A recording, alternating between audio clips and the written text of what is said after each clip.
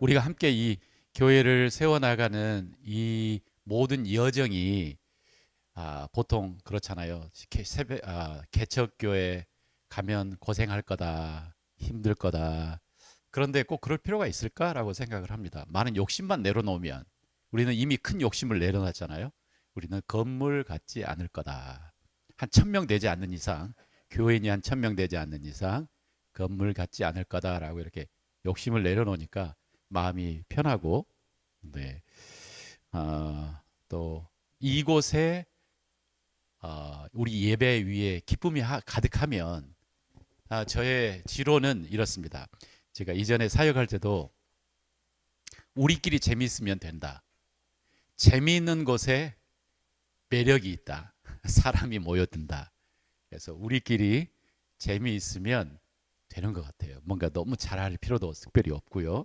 그러나 최선을 다해서 주님을 향한 우리의 마음으로 예배를 드리고 같이 교회를 세워가다 보면 주님의 때에 하나씩 하나씩 채워지고 또 이끌어지고, 그리고 또 그렇게 세워가는 그 교회 성장하는 그 과정은 여러분과 나에게 내 마음속에 주님이 살아계시구나, 주님이 정말 인도해 나가시는구나 라고 하는 큰 간증거리가 될 거라고 믿습니다. 그래서 이 교회를 세워가는 이 과정 속에 우리 모두가 다 성장하기를 소원합니다.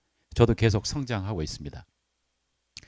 저는 지난 목, 금, 토 2박 3일 동안 159차 내적 치유 세미나에 참석을 했었고, 그리고 세미나에 참석할 때마다 하나님께서 굉장히 많은 것들을 저에게 말씀해 주시고 또 깨닫게 하셔요.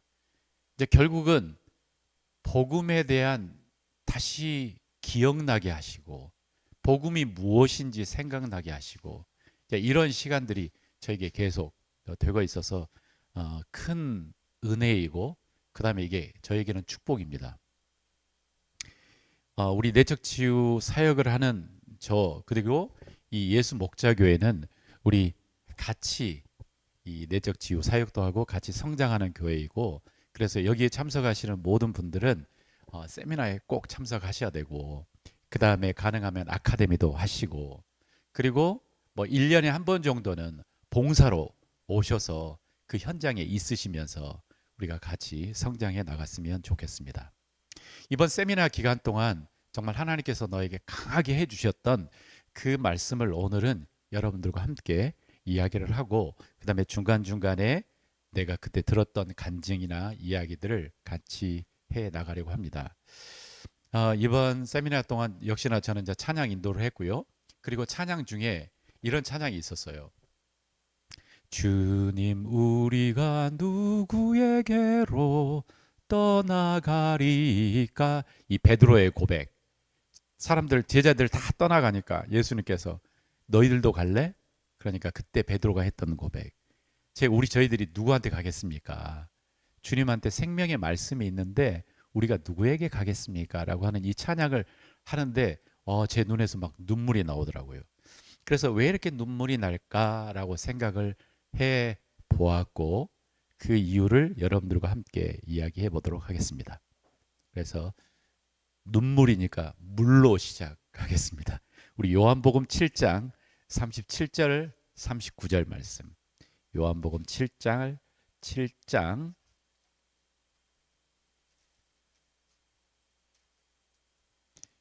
37절부터 39절 말씀, 우리 같이 찾아서 같이 읽어보도록 하겠습니다. 자, 찾으셨으면 같이 읽겠습니다. 시작. 명절 끝날 곧 큰 날에 예수께서 서서 외쳐 이르시되 누구든지 목마르거든 내게로 와서 마시라. 나를 믿는 자는 성경의 이름과 같이 그 배에서 생수의 강이 흘러나오리라 하시니, 이는 그를 믿는 자들이 받을 성령을 가르쳐 말씀하신 것이라. 예수께서 아직 영광을 받지 않으셨으므로 성령이 아직 그들에게 계시지 아니하시더라. 아멘. 아멘. 이 시간 한번 제가 잠깐 기도하고 계속 말씀을 이어가도록 하겠습니다. 우리와 함께 하시는 성령 하나님, 단 한 번도 우리를 떠나지 않으시고 우리와 함께 하셨던 하나님, 지혜의 하나님, 지식의 하나님, 우리를 진리로 인도하시는 하나님, 이 시간 하나님의 말씀을 우리에게 말씀하여 주시고 우리의 속사람이 주님의 음성을 듣게 해 주십시오. 감사합니다. 예수님 이름으로 기도합니다. 아멘. 이 오늘 본문은 이제 예수님께서 이 명절의 끝날, 그러니까 큰 명절이죠. 우리에게 명절에 큰 명절은 뭐가 있나요? 얼마 전에 있었던 추석, 그리고 정초에 있는 설날. 네, 여러분들은 설날을 더 좋아하는 사람들이 많네요, 그죠? 네, 저는 설날이 부담스럽습니다. 왜 그럴까요? 호주머니를 열어야 되니까. 그러나 아직 돈을 받을 사람들이 꽤 있네요. 네. 이 설날에 행복하잖아요. 그리고 설날에 가족들이 함께 모이면 뭔가 먹을 것도 많고, 그 다음에 정말 오랜만에 보고 싶었던 친지들도 만나고. 근데 우리가 경험하는 이 명절보다 당시에 이스라엘 사람들의 명절은 더 길었어요. 한 일주일씩 막 갔어요. 함께 모여서 특별히 6월절 같으면 같이 예루살렘에 같이 모여가지고 같이 예배도 드리고 찬양도 하고 축제예요, 축제. 그래서 이 축제의 끝날 사람들이 막 진청 마시고 놀고 교제하고 풍성한 이 마지막 날에 예수님께서 뭐라고 선포를 하십니까? 누구든지 목마르거든. 이게 약간 엉뚱한, 이게 생뚱맞는 말인 거죠. 지금 한참 먹고 마시고 풍성하며 명절의 끝날인데 누구든지 목마른 자는 내게로 와서 마셔라 라고 이렇게 말씀하시는 거예요. 그러니까 여기서 목마름이라고 하는 것은 내 육체적인 목마름을 사실 예수님은 이야기하시지 않으셨겠죠. 그죠? 이 목마름이란 내 마음속 깊은 곳에 있는, 내가 물을 마시고 내가 뭔가 배를 채우고 사람들과 교제를 해도 내 주변에 막 북적북적 사람들이 있어도 채워지지 않는 어떤 것을 이야기하고 계십니다. 많은 신학자들이 어거스틴, 그다음에 우리가 알고 있는 파스칼, 이런 사람들이 동일하게 이야기하기를, 인간의 마음속 깊은 곳은 하나님께서 만들어 놓은 어떤 공간이 있다. 그런데 이 공간은 하나님만 채울 수 있는 것이다. 그래서 모든 인간은 근본적인 마음속에 갈급하다. 그러니까 동일한 단어를 쓰죠. 갈급하다. 어떨 때는 목마르다. 이 갈급함이 있다. 그리고 이 갈급함은 우리는 뭐라고 이야기하냐면 영적인 갈급함이다 라고 합니다. 우리 이 영적인 갈급함은 예수님을 믿지 않는 사람들에게도 있을까요? 없을까요? 어떻게 생각하세요? 예수님을 믿지 않아도 이 영적인 갈급함이 있을까요? 있어요. 있어요. 그러니까 만약에 이 갈급함이 세상의 것으로 채워진다면, 그죠? 그것을 사면 되잖아요. 돈으로 다 살 수 있잖아요. 친구도 만날 수 있고, 친구로 돈도 살 수 있고, 술도 살 수 있고, 가장 비싼 술, 그리고 가장 좋은 곳에서 흥청망청 놀 수 있잖아요.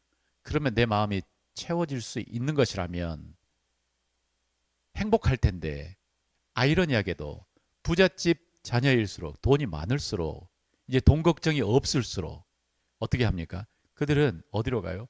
결국 마약에 손을 대는 그 길이 가까워요. 왜 사람들은 마약을 할까? 뭔가를 해도 채워지지 않는 그 마음의 공간이 있기 때문에 그래요.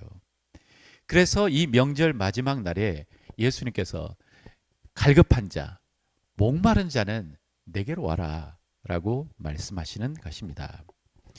우리 성경의 이야기를, 예수님의 이야기를 이렇게 싹 생각해 보면 요한복음의 조금 전에 또 예수님께서 한 여인을 만난 이야기가 우리는 기억이 납니다.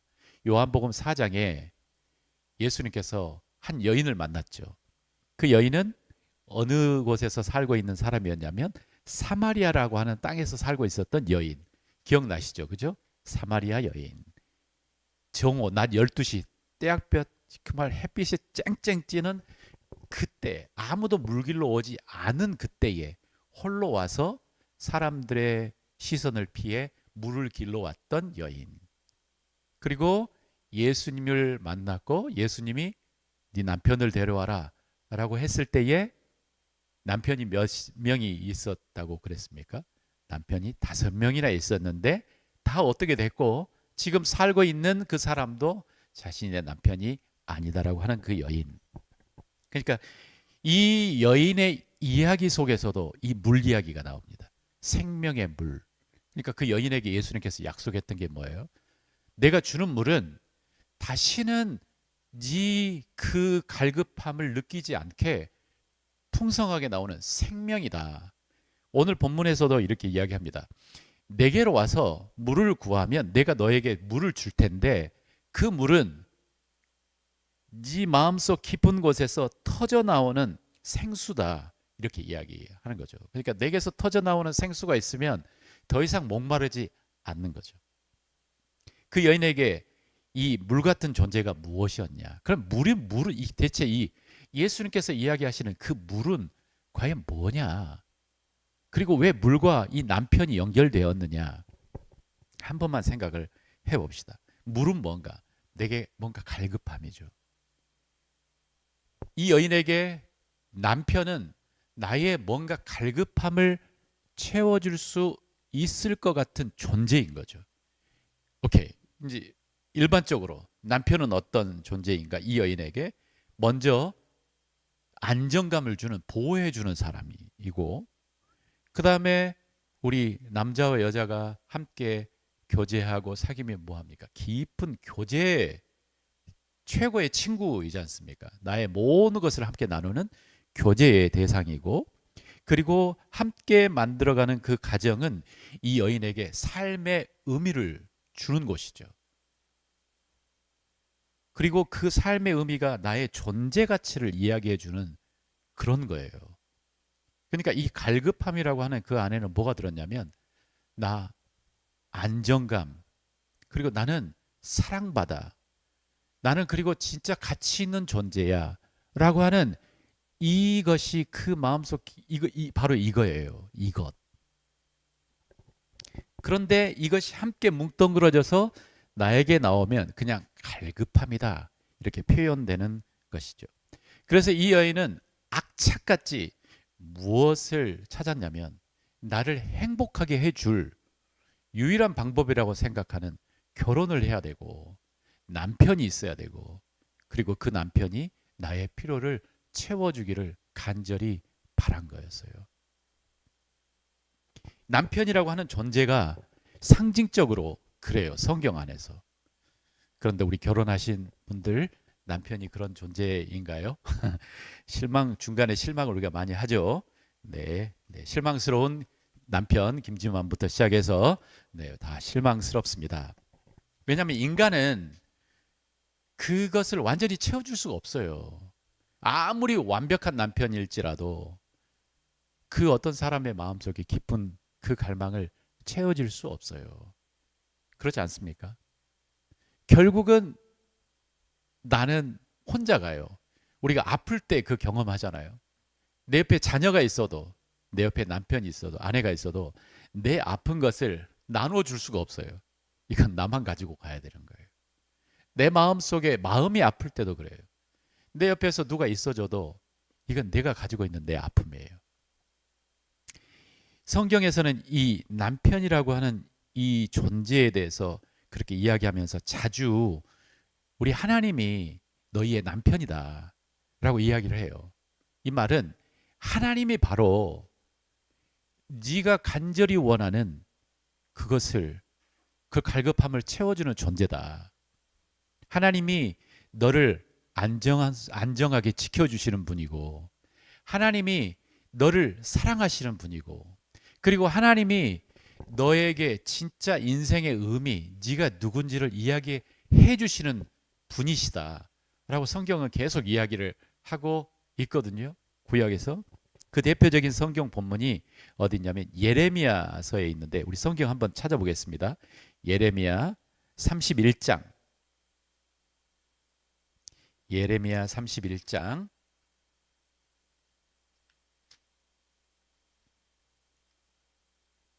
우리가 잘 아는 이 예레미야 31장을 한번 펴보도록 하겠습니다. 31장 31절 말씀입니다.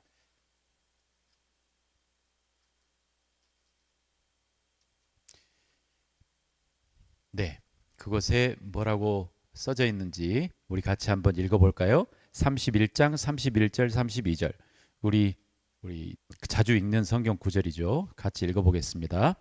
여호와의 말씀이니라 보라 날이 이르리니 내가 이스라엘 집과 유다 집에 새 언약을 맺으리라. 이 32절 이 언약은 내가 그들의 조상들의 손을 잡고 애굽 땅에서 인도하여던 내던 날에 맺은 것과 같이 아니할 것은 내가 그들의 남편이 되었어도 그들이 내 언약을 깨뜨렸음이니라. 여호와의 말씀이니라. 그러니까 이 이야기는 옛날에 어떤 스토리를 지금 소환하고 있어요. 어떤 스토리인가 알고 계시죠? 그죠? 이스라엘이라고 하는 나라가 이집트에서 출애굽을 했고 그리고 시내산이라고 하는 그 산 앞에서 언약을 맺었대요. 근데 이 언약이 마치 어떤 언약냐면 결혼식 같은 언약이었어요. 그러면 여기는 남편은 누구예요? 결혼식이면 남편과 아내가 있어야 되는데 남편은 하나님, 이스라엘은 아내인 아내. 그래서 하나님께서 이렇게 이야기해요. 내가 너희의 남편이다. 자, 그러면 남편이라고 하는 존재가 어떤 존재인지 우리가 금방 전에 이야기를 했지 않습니까? 남편이라고 하는 존재는 보호하는 존재이고 남편이라고 하는 존재는 친밀감을 가질 수 있는 존재이고 또한 남편이라고 하는 존재는 나의 가치를 이야기해 주는 존재예요. 이 아버지의 존재가 그런 것 같아요. 그러니까 우리 엄마와 아버지의 역할이 조금 달라요. 많이 달라요. 조금 달라요. 많이 달라요. 그런데 제 성경에서 이야기하는 엄마의 역할은 사랑의 역할이에요. 안아주고 품어주고 기다려주고 약간 이런 존재예요. 근데 아버지의 역할은 어떤 존재냐면 나의 가치가 내가 어떤 사람인지 결정지어주는 게 아빠예요. 그래서 꼬맹이들이 어릴 때 와가지고 막 뭔가 잘했어요. 학교에서 늘 20점 맞다가 50점을 맞았어요. 그래가지고 막 기뻐가지고 아빠 내가 50점을 맞았어. 그리고 어떤 때는 내가 덤블링을 했는데 트램플링을 하고 막 물건 한번 섰는데 정말 엉망으로 내가 봐도 이게 엉망이에요. 근데 한번 어떻게 했어요. 우리 에스다가 옛날에 그랬어요. 그래가지고 아빠 자꾸 나한테 보여주려고 하는 거예요. 아빠 나 엄청 잘하지.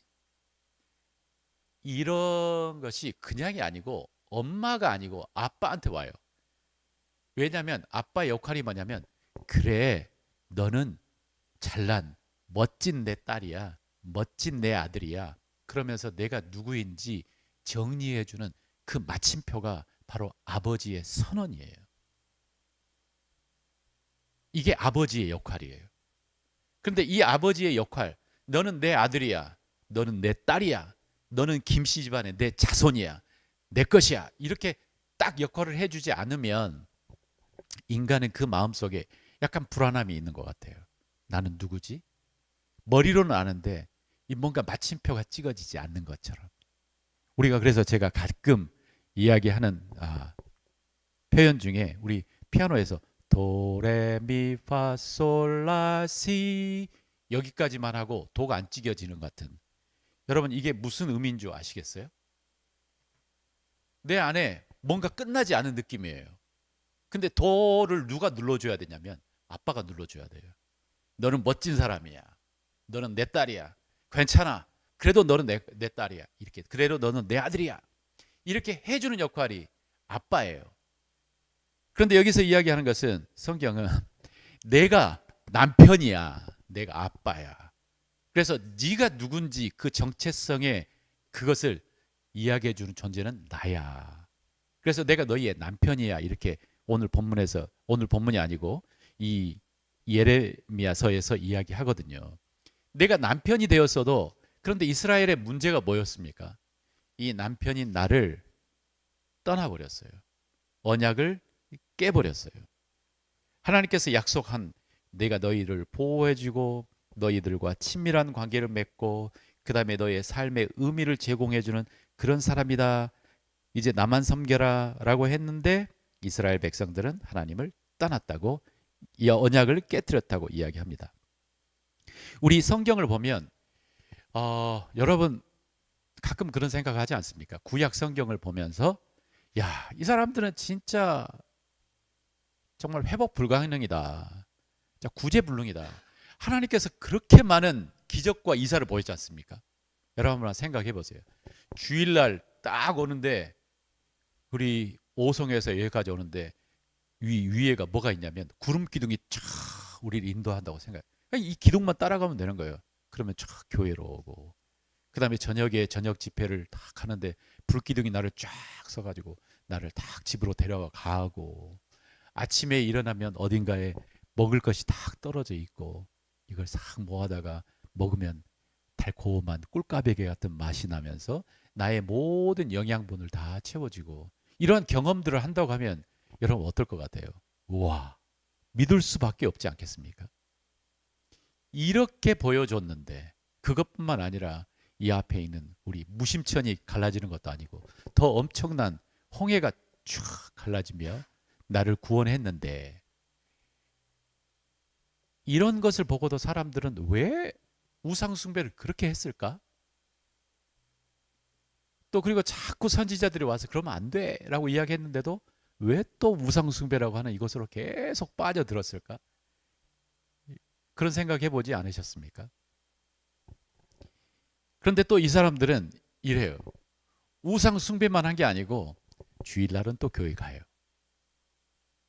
우리는 하나님을 섬겨요라고 하지만 또 마음에 우상 숭배를 해요. 바알 섬.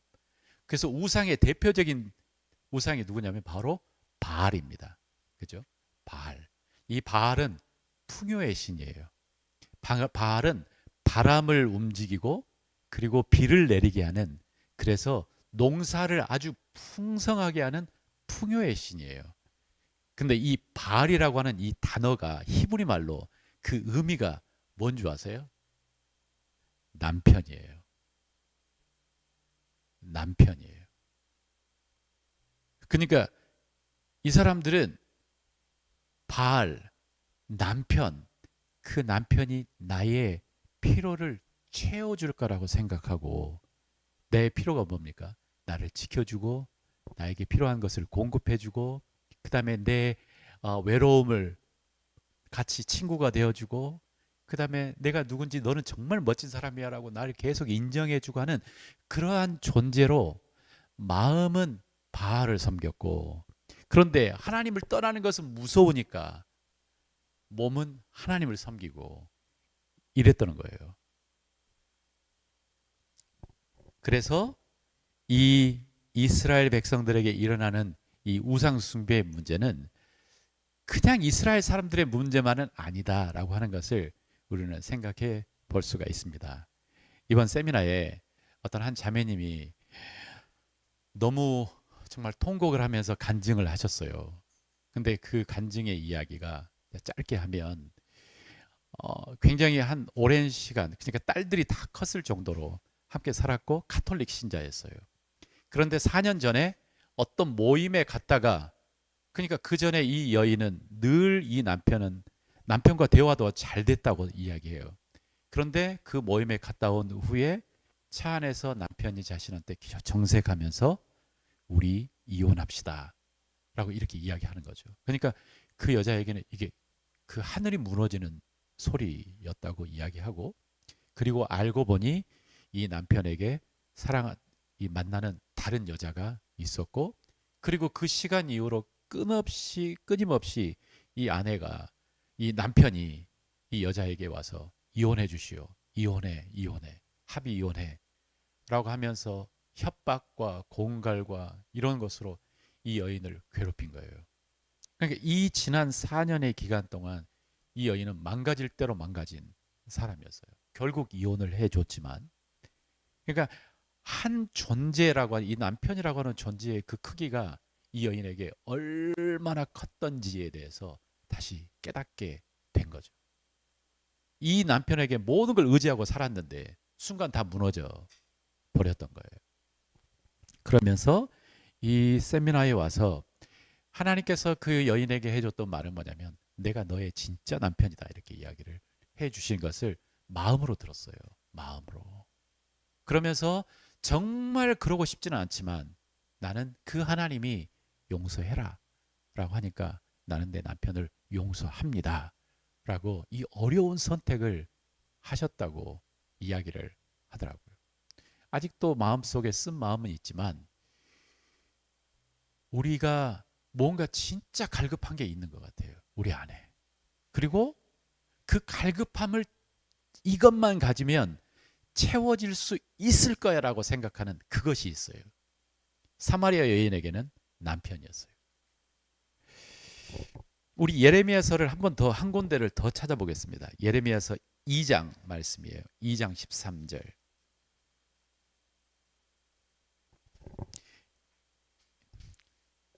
우리가 내적 치유 세미나 할 때마다 제가 읽었던 이 성경 본문인데 이번에 저에게 정말 큰 소리로 들렸던 본문이 바로 오늘 요한복음 7장 37절부터 39절 그리고 오늘 지금 이거예요. 예레미야서 2장 13절. 자, 우리 예레미야서 2장 13절을 같이 큰 소리로 읽어보도록 하겠습니다. 내 백성이 두 가지 악을 행하였나니 곧 그들이 생수의 근원되는 나를 버린 것과 스스로 웅덩이를 판 것인데 그것은 그 물을 가두지 못할 터진 웅덩이들이니라 라고 하나님께서 이스라엘의 죄악에 대해서 내가 이스라엘을 심판하는 이유에 대해서 여기 굉장히 상징적으로 이야기를 하고 계셔요. 뭐라고 하냐면 내 백성이 그러니까 내 아내 된 내 백성이 두 가지 악을 행했대요. 그 첫 번째는 뭐냐면 그들이 생수의 근원된 우리 또 계속 물 이야기가 나오죠. 생수, 나의 목마름을 채워주는 나의 남편과 같은 생수의 근원인 나를 버렸고 그 대신에 뭐라고 여기 써져 있습니까? 스스로 웅덩이를 팠다라고 했어요. 뭘 하기 위해서 웅덩이를 팠을까요? 웅덩이를 왜 팠을까요? 그곳에 자신이 들어가기 위해서? 아니에요. 뭔가 거기다가 채우려고 물을 채우려고 웅덩이를 판 거예요. 우리 이스라엘의 이 나라를 살짝 생각해 보면 더 쉽게 이해할 수 있습니다. 우리나라는 사계절이 있잖아요. 근데 이스라엘은 계절이 두 개 있어요. 건기와 우기가 있어요. 1년에 한 절반씩이에요. 그러면 그리고 이스라엘의 지형은 이렇게 돼 있어요. 이 이스라엘의 지형들을 보면 이 북쪽에서 남쪽으로 긴 산맥처럼 하나 내려오고요. 그러니까 이렇게 돼 있어요. 그래서 비가 오면은 비를 담아 놓지 못하고 다 쓸러 내려가요. 그래서 이스라엘은 진짜 하늘에서 내리는 이 비를 하나님께 늘 비를 간구했었고 그래서 우리가 기도할 때 그렇지 않습니까? 비 준비하시니 비가 내리지 않으면 여기는 가뭄이 바로 드는 거예요. 그리고 또한 이 우기 때에 내려온 빗물을 잘 가둬야 됐어요. 그런데 이 가두려면 어떻게 해야 될까? 어떻게 가두었을까요?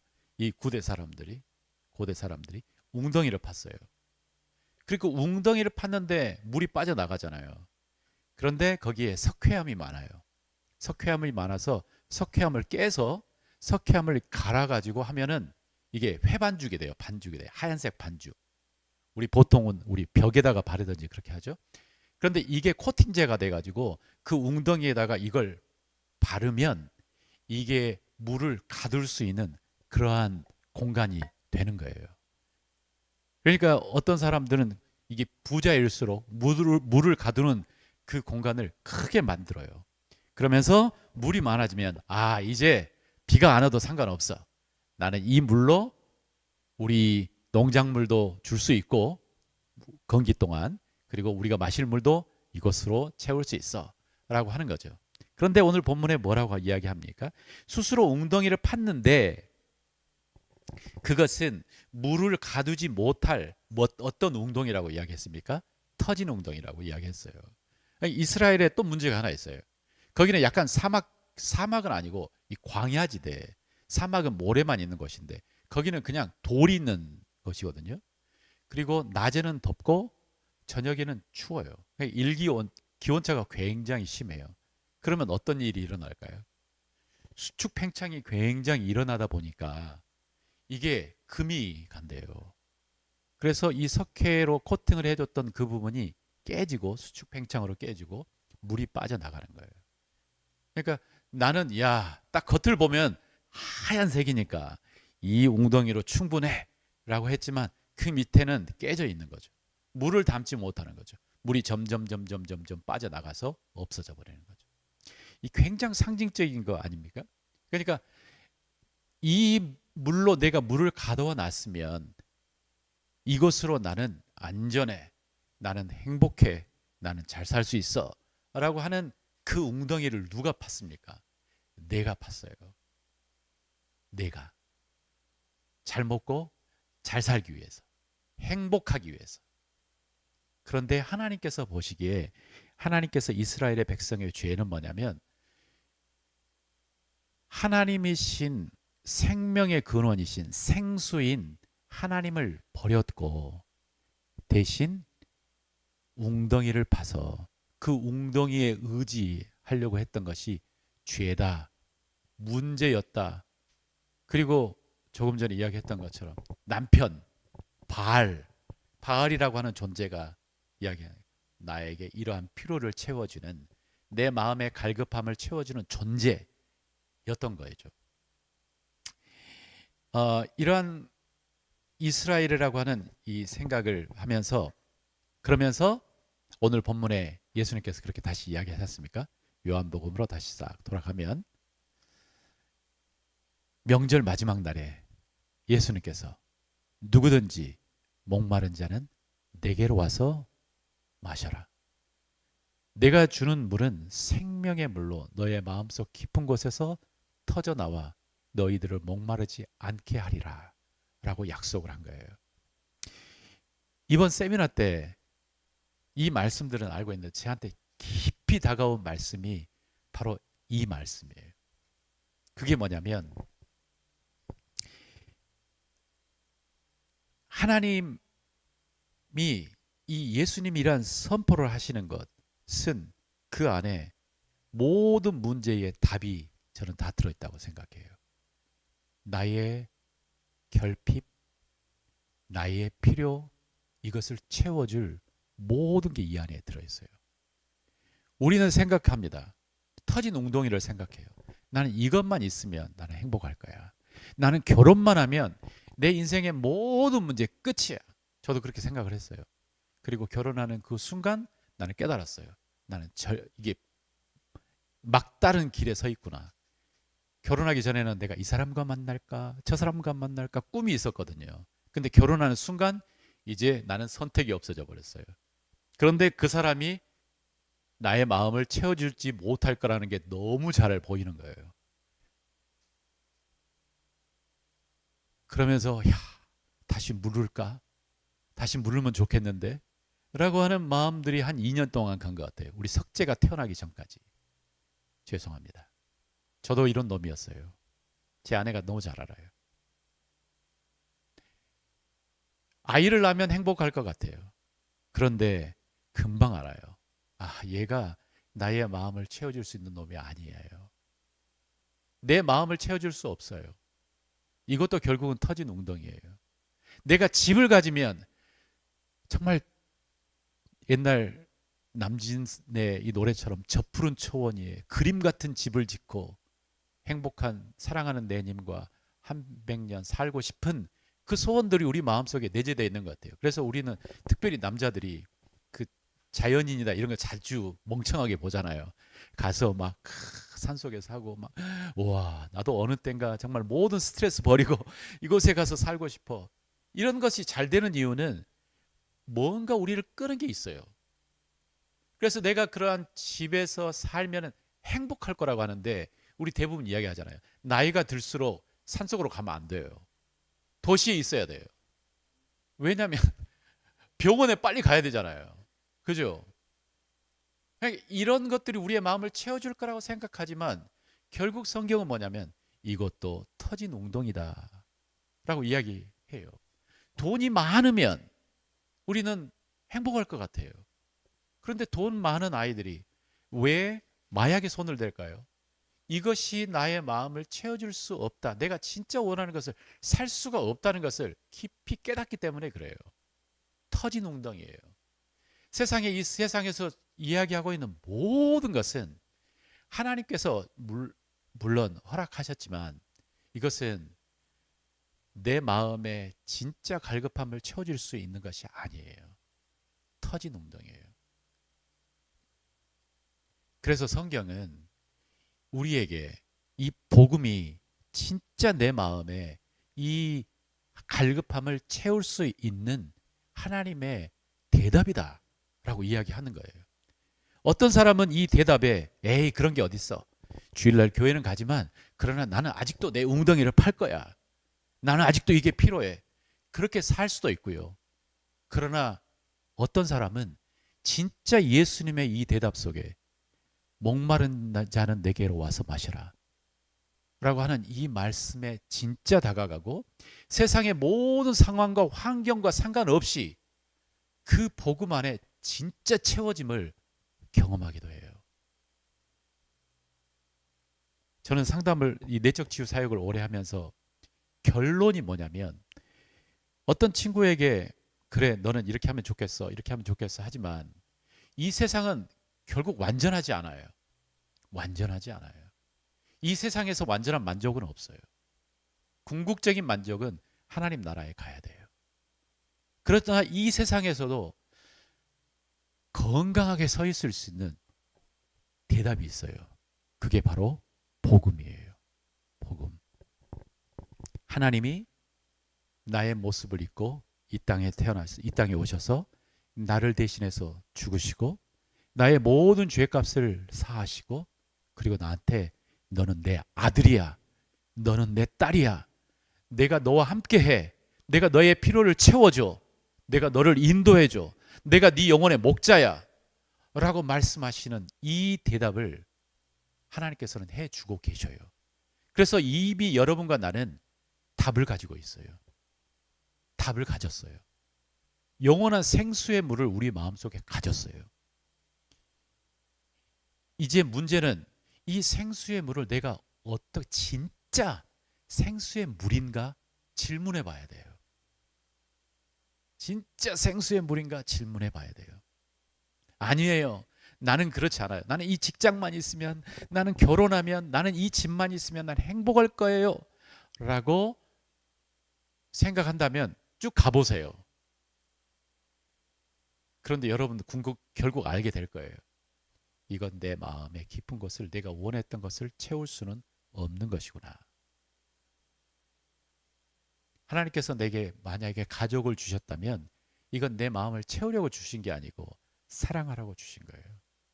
하나님께서 내게 돈을 주셨다면 이건 네 갈급함을 채우려고 준 게 아니고 주님을 위해서, 이웃을 위해서 사용하라고 주신 거예요. 하나님께서 나를 혼자 살게 하셨다면 나를 자유롭게 주님의 나라를 위해서 영적인 자녀들을 키우며 공동체를 세우며 살으라고 그냥 나에게 그렇게 부르신 거예요. 그래서 우리에게 필요한 것은 뭐냐면 자족함을 배우는 게 너무 중요해요. 이 자족이라고 하는 단어가 굉장히 중요합니다. 컨텐트. 지금 있는 나의 상태에 만족함을 배우지 않고는 우리는 그 어느 것도 할 수가 없습니다. 지금 있는 나의 상태에 가난하든 부유하든 혼자이든 결혼했든 어떤 상황이라도 지금 있는 이 상태에 내가 예수 그리스도로 만족하고 그리고 내가 충분하다라고 생각하는 이 마음을 여러분들이 경험하시는 순간 바로 하나님이 사용하시기에 딱 좋은 상태가 돼요. 한 청년의 이야기를 하고 마무리하도록 하겠습니다. 어떤 한 청년이 있었습니다. 이 청년은 부모님을 따라 이민 생활을 했고 아주 부유한 가정에서 태어났습니다. 타국이었지만 그곳에서 공부도 열심히 했고 공부도 잘했고 그 나라 언어도 아주 잘 배웠습니다. 매우 똑똑하고 촉망받는 젊은이였습니다. 그래서 이 친구의 그 똑똑함이 본국까지 알려졌어요. 그래서 본국에서 그 친구를 초대했고 그리고 많은 본국의 학자들이 그 친구를 문화생으로 제자로 받아들이기를 원했어요. 그런데 어느 날 정말 자신의 본국 고향에 돌아갔는데 그곳에서 굉장히 특별한 어떤 선생을 만났어요. 그리고 그 선생을 만남으로 인해 이 청년의 인생이 완전히 바뀌어졌습니다. 국가에서 총망받는 부모님에게 자랑거리였던 것 같은 이 청년이었지만 그 선생을 만남으로 인해서 반역자가 되고 이 선생을 만남으로 인해서 일평생 이 사람은 늘 암살의 위험을 무릅쓰고 살게 되었습니다. 자기 친족들로부터 몇 번의 구타도 받고 그리고 거의 죽을 뻔한 지경에 놓인 적도 있었습니다.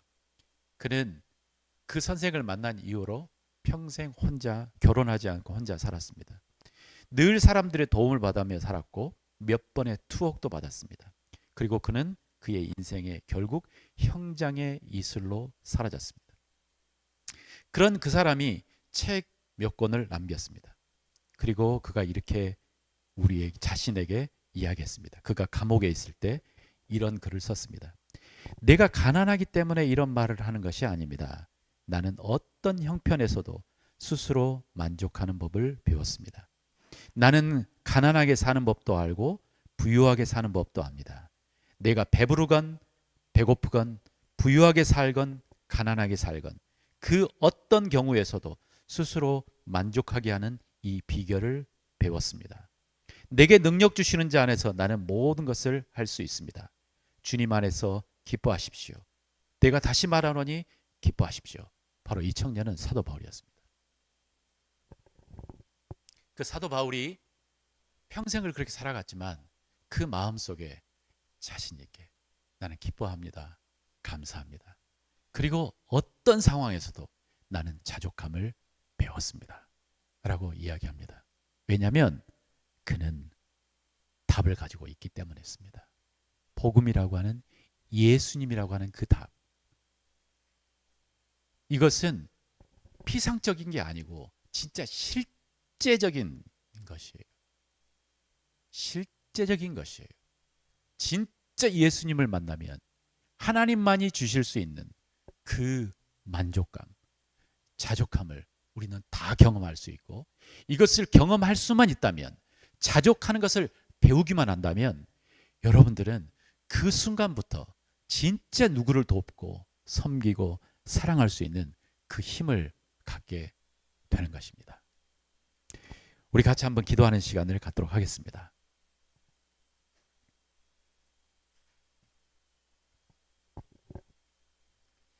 다시 한번 예수님의 말씀을 읽어드립니다.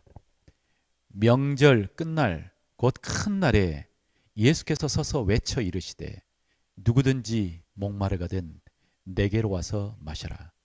나를 믿는 자는 성경의 이름과 같이 그 배에서 생수의 강이 흘러나오리라 하시니 이는 그를 믿는 자들이 받을 성령을 가르쳐 말씀하신 것이라. 명절 끝날 내 배도 부르고 사람들과 함께 흥청망청 놀고 그렇지만 그 마음에 무엇으로도 채울 수 없는 배고픔, 이게 바로 인간입니다. 사람이 떡으로만 살게 아니고 하나님의 말씀으로 산다.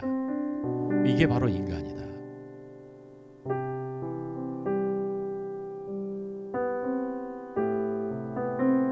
내 백성이 두 가지 죄를 범했는데 생명의 근원인 나를 버렸고 그리고 물을 가둘 수 없는 웅덩이를 판 것이다.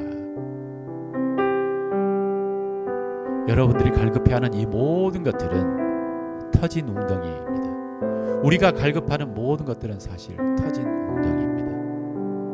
이 웅덩이는 나의 마음의 이 갈급함을 채울 수 없습니다. 이 웅덩이는 나를 보호하며 나를 지키며 내가 누군지에 대해서 말해줄 수 없습니다. 진짜 그 생명의 근원이신 하나님만이 이것을 해주실 수 있습니다. 사도 바울이 이야기했던 말처럼 나는 어떤 상황에서도 자족함을 배웠다 라고 하는 이 고백을 우리 같이 한번 기도로 올려드리면 좋겠습니다. 하나님, 하나님 이 마음을 우리가 배울 수 있도록 도와주십시오. 예수 그리스도로 감사하고 예수 그리스도로 정말 자족하는, 만족해하는 하나님 이 비결을 우리가 경험하고 누릴 수 있도록 도와주십시오.